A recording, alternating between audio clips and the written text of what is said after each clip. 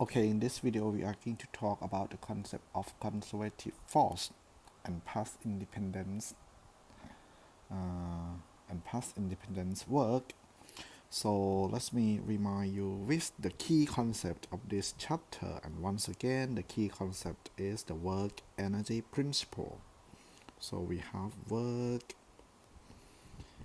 energy work energy principle, and the examples of this work energy principle is the following. So we are going to have this particle of mass m moving initially with the speed u, and then we are going to pull it with this force F when it is at this position x1. And because the force and the direction of motion of this particle are in the same direction, so it means that the speed of this particle is going to increase when this particle is at the position x2.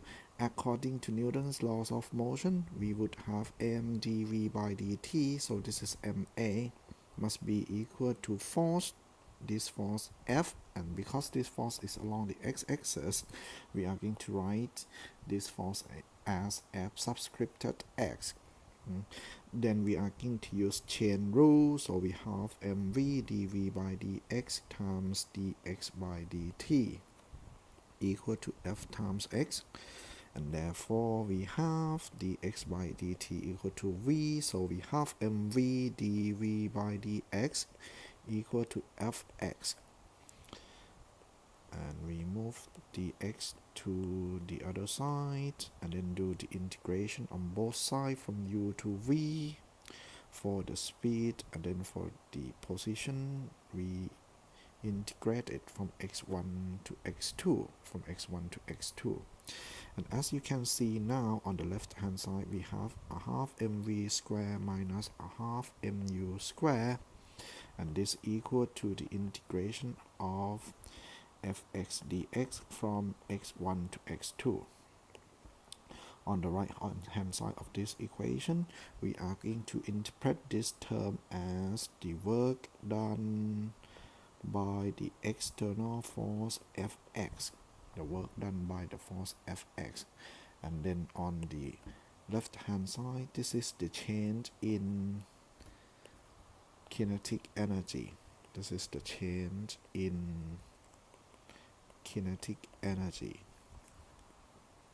So the kinetic energy means the energy associated with the moving particle.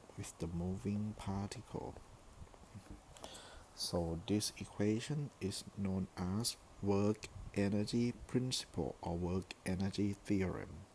So as you can see, the work done that we do on the system does not simply vanish, but it will turn into the energy stored in the system. So this work done must be equal to the change in energy. So this is the whole key idea of this handout or of these chapters. Next, we are going to apply this principle to the concept of gravitational potential energy. Gravitational potential energy.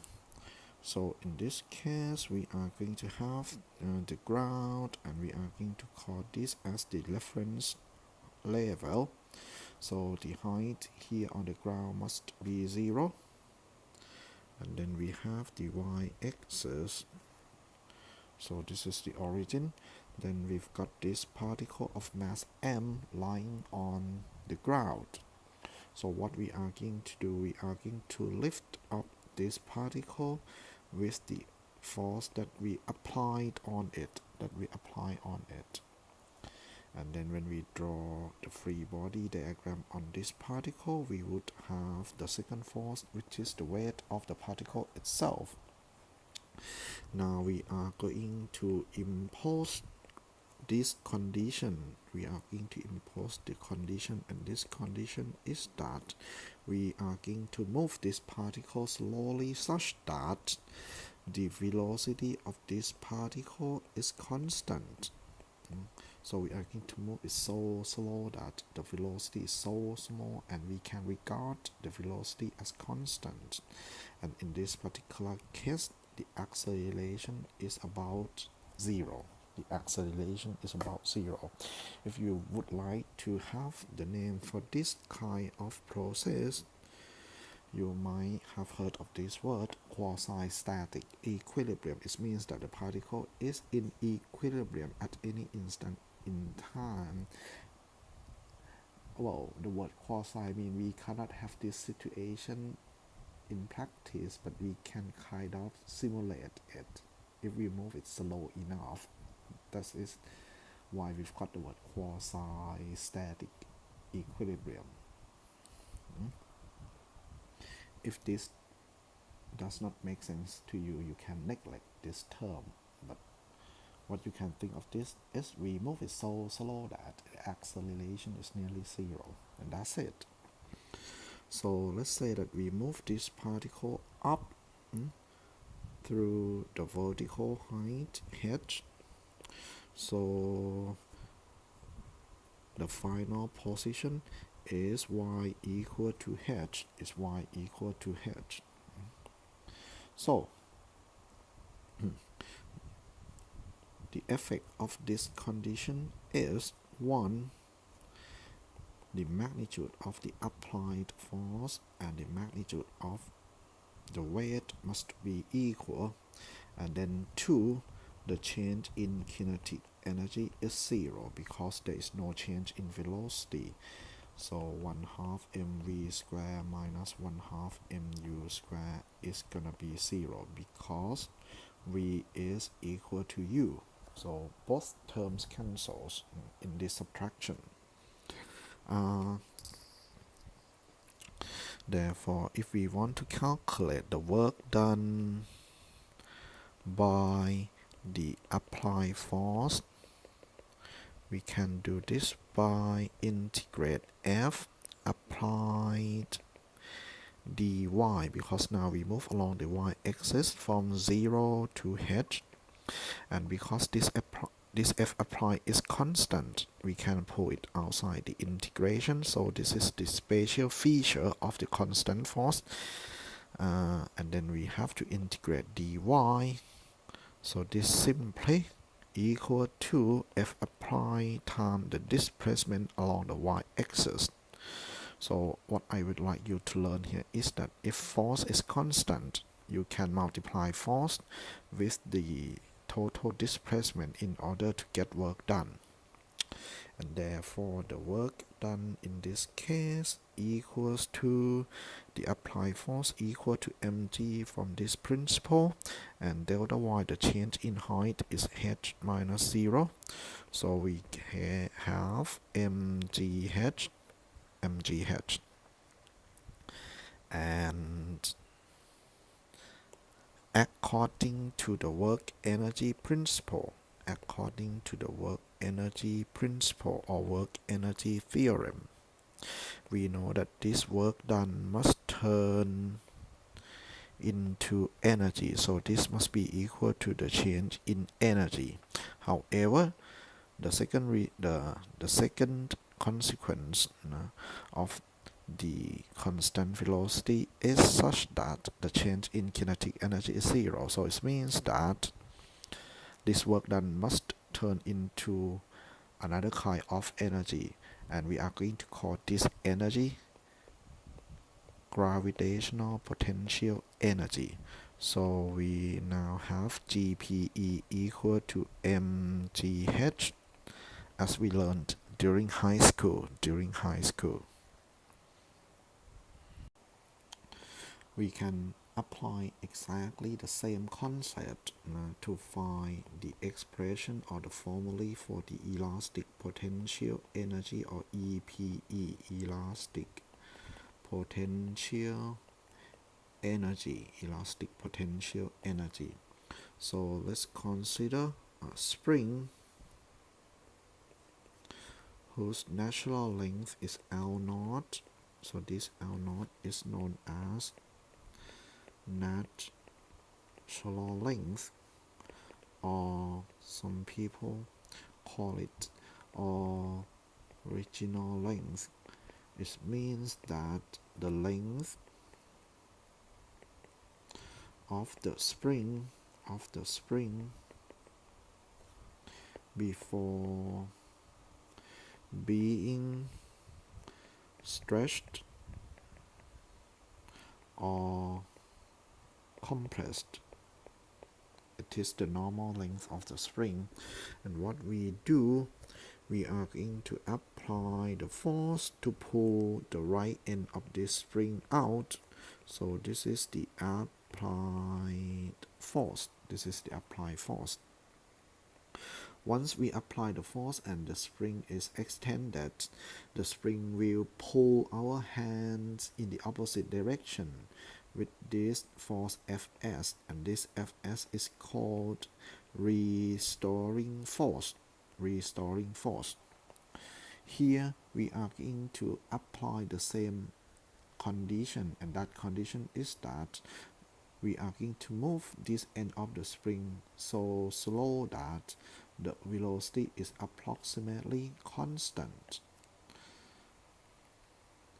and therefore the applied force and the restoring force must be equal in magnitude. In terms of magnitude, the magnitudes of these two forces are the same, and the change in kinetic energy is zero in this situation, and the change in gravitational potential energy is zero in this case as well, because when we pull the spring, we pull it along the horizontal, and therefore there is no change in height. In this case, we know that the applied force must be directly proportional to the extension x of the spring. The extension A is this length here, so this is the extension of the spring. So the extension is given by L, the length of this spring, minus the natural length. So we have x equal to L plus L0, and F obeys Hooke's law. So Fx equal to k times x. So we have these relationships, Hooke's law.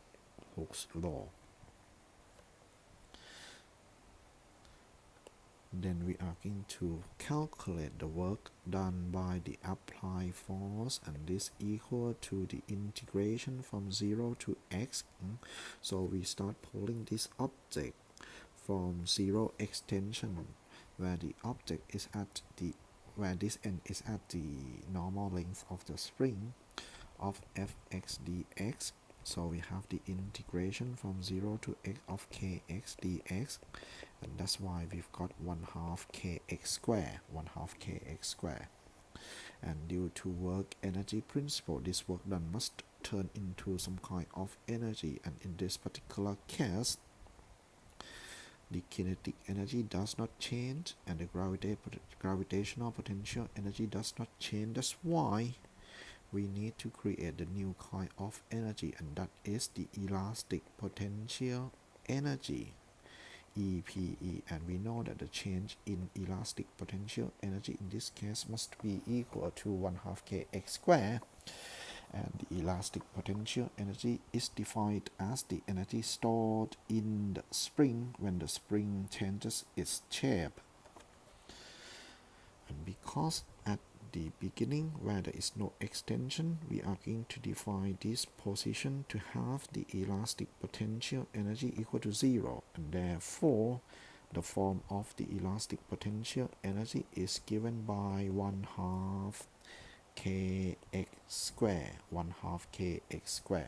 So this is the formula for the elastic potential energy. To understand more about the concept of potential energy, let's have a look at these examples. So suppose that we've got this particle lying on the ground where y, the vertical height, y equal to 0, and this is the y-axis, and at this level this is where y equal to h, so it means that the height between these two levels, the distance is h. What we do, we are going to move this particle first directly upwards like this. So this is going to be our path number 1. And what we are going to do, we are going to calculate the work done by this force mg. So the work done by this force mg is gonna be minus mg times the displacement. Because this mg is constant, we can simply multiply the force by the total displacement, and the total displacement is h. And in this case, the negative sign indicates that the direction of force and the direction in which the particle is moving along are in the opposite direction, because mg pointing downwards, but the particle is moving upwards.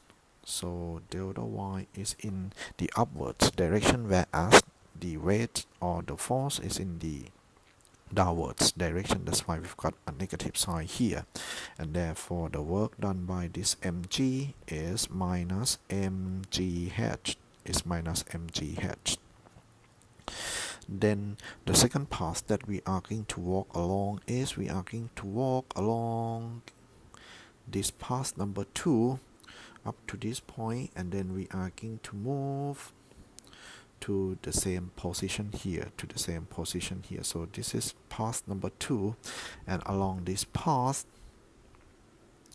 we have this mg, and the total displacement is this distance here, which is s. So you can see that this s can be decomposed into two components. So we have sx, and then we have sy, and therefore the work done by the weight mg along path number 2 is going to be the work done, let's call this point OAB, from O to A, plus the work done from A to B. And the work done from O to A equal to 0 minus mg. This is the vector representing the force. This minus sign comes from the fact that this mg points in the downwards direction. Dot product with the displacement, and the displacement is sx and sy, plus 0 minus mg dot width from A to B.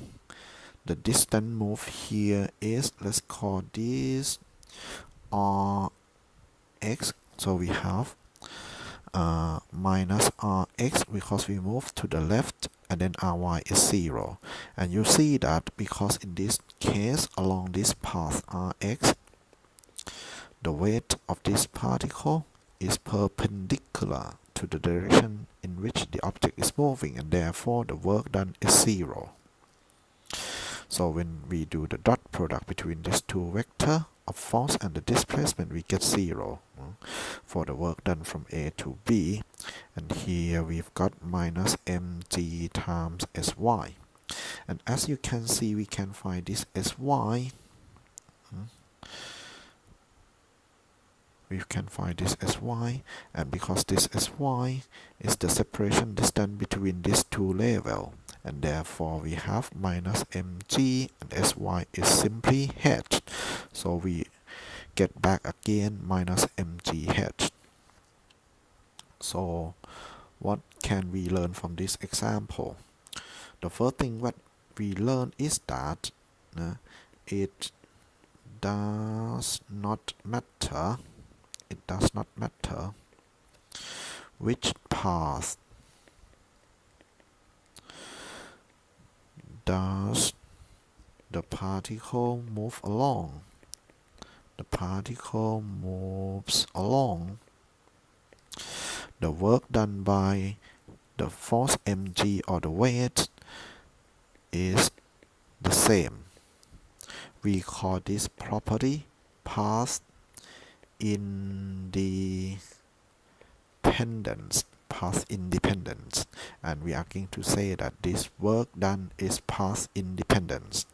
And whenever we've got this path independent work, when the work is path independent, we are going to say that this force, and in this case mg, is known as conservative force. So conservative force always produces the work done which is path independent. Conservative force. So this is the definition of conservative force.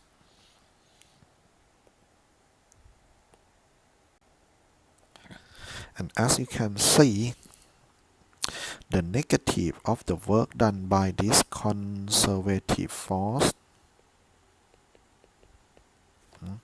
is equal to the potential energy. And actually, to be precise, this work done must be equal to the change in the potential energy. This work done must be equal to the change in potential energy.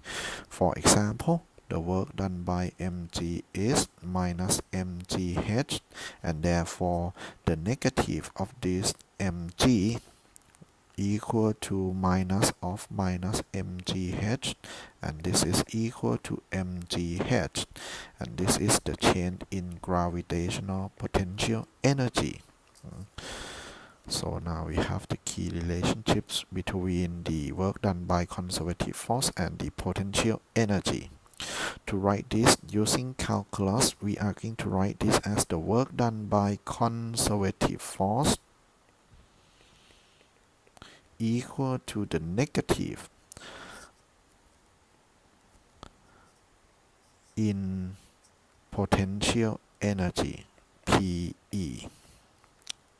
So the small change in potential energy equal to the small change in work due to the conservative force. And we have dW equal to the F conservative times dx equal to minus d of potential energy. And therefore we can write the conservative force as minus d of PE over dx, or we can say that the conservative force equal to the negative of the gradient of the potential energy or the differentiation of the potential energy give us the conservative force. If we write potential energy with the symbol U, then the conservative force equal to minus du by dx. So this is the key equation. And let's see how can we apply this key equation. So let's assume that we have y-axis. We have this particle at the height y, and therefore the gravitational potential energy is mgy, and therefore du by dy is equal to mg, and the conservative force in this case is minus du by dy, so we have minus mg. And you see that this negative sign at the front means that if we draw the free body diagram, the weight is in the opposite direction to the y-axis. That's why we get this minus sign.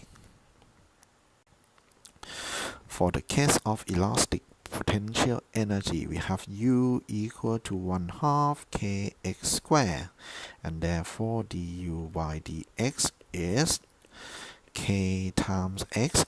So the conservative force in this case is minus du by dx, and it is equal to minus kx. If we consider the spring, if we pull this object out, then there must be the restoring force, and this restoring force is equal to minus kx. And again, this minus sign means that this force is in the opposite direction to the positive x-axis. So it gives us the directions. Finally, I would like to tell you about the gravitational potential energy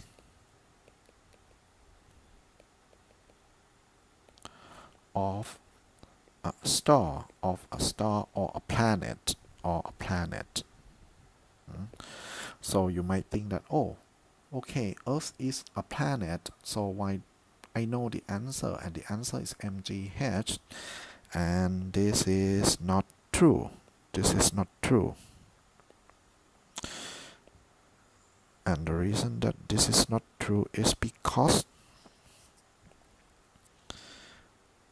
the gravitational field strength G, or the force acting on this particle, is equal to G times the mass of the Earth times the mass of this particle divided by the separation x squared, and this separation is measured from center to center. So you see that if we move up very high from the surface of the Earth, for example, we are in the space, the gravitational attraction, or the weight will decrease, and you see that this force is no longer constant. We can only say that the weight or the gravitational attraction on the object is constant when we consider the object which is roughly on the surface of the Earth. If we go up very high, like when we are flying on a plane, we cannot say that the gravitational attraction is the same as that on the surface of the Earth. This is not true. So how can we actually calculate the gravitational potential energy of a planet? So let's start with setting up the coordinates. So we have this x-axis, and this is the first position x1, and what we do, we are going to move this particle from x1 to x2,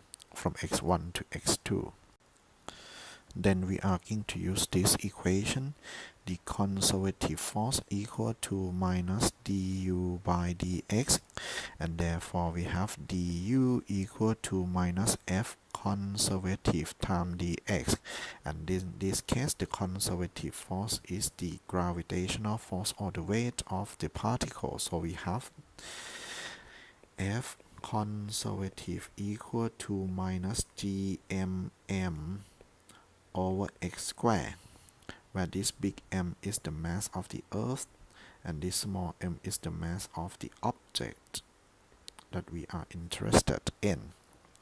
And the negative sign comes from the fact that this force is pointing in the opposite direction to the x-axis. Plug everything into this equation, so we have minus of minus gmm over x squared dx. So we have du equal to gmm over x squared dx. Then we are going to do the integration on both sides. So I'm going to integrate x from x1 to x2, and at this position x1 we say that we have the gravitational potential energy equal to u1, and here at x2 the gravitational potential energy is u2, so we integrate u from u1 to u2. So we get u2 minus u1 equal to gmm, which are constant. We can pull it outside the integral. And we have the integration of x to the power of minus 2 dx from x1 to x2. This gives me G big M small m x to the power of minus 1 divided by minus 1.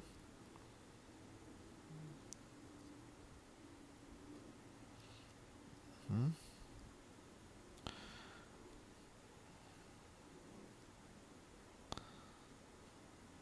Okay, I'm going to move it here. Good. Then we are going to have u2 minus u1 equal to minus g big M small m over x from x1 to x2. So we have minus gmm over x2 minus gmm over x1. And when we compare these two sides, you see that this u2 is associated with this expression, and this u1 is associated with this expression, and therefore we are going to say that the gravitational potential energy U is given by minus gmm over x, minus gmm over x. So this is the expression of the gravitational potential energy of a star. Okay, that's the end of this video, and I hope that this video helps you to get along with the concept of conservation of a conservative force, and the concept of potential energy.